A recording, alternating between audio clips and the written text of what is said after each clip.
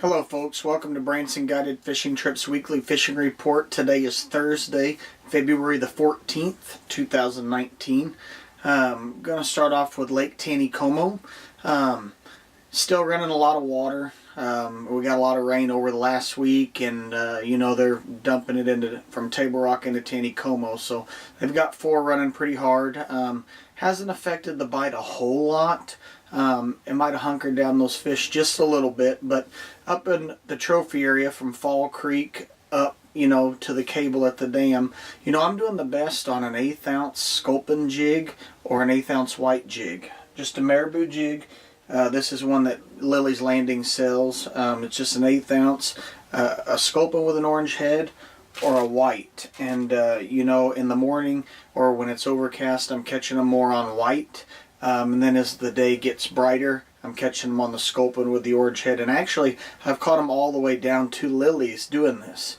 Just throw it on a 6.5 foot light action or a medium light with a 4-pound test fluorocarbon is what I'm throwing it on. You can use 2, but there's no need with as much water as they're running. And catching some real nice fish. Also up in the trophy area from Fall Creek to the dam on a drift rig, I'm throwing a Rebel minnow. This is just a chrome with a black back. And then this is just a no-name bait that I bought at Academy, and it's just a same little minnow type jerk bait. And again, I'm putting it on a drift rig with an 1/8 ounce weight. And this is like a gold side and a green back, and it seems to be working real well. Next, you get Fall Creek to, let's say, Monkey Island. That includes, from Fall Creek to Lily's Landing, the flat at Lily's, Monkey Island, the flats down there, as well as Cooper Creek. I'm catching them on a drift rig with about a 3-foot leader, 1/4 ounce weight, 3/16 to 1/4 depending on the flow, and a Berkeley pink trout worm. That's what I'm using in that section most of the time.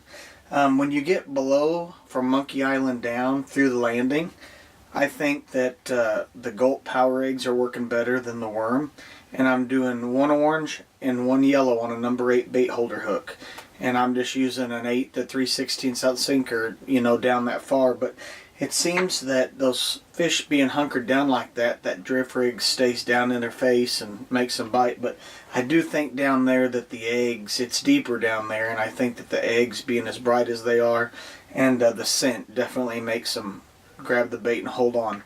I had a couple days where, from Fall Creek to Lily's, I caught them on minnows real good, just on a drift rig or a split shot rig, a number 2 shot. But the problem with that is you go through a whole lot of minnows. They tend to, nip at it and grab at the tail and don't seem to get the bait all the time. So you go through a lot of minnows, but you catch some nice fish and some nice eating fish. So if you're eating fish and you want to use minnows, that's working well.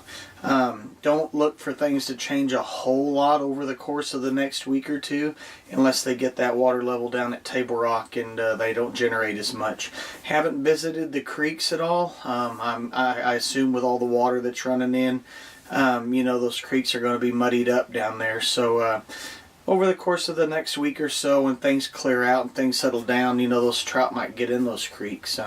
But until then, I'd stay on the main river and catch some fish. Good luck, good fishing, be safe. Thank you.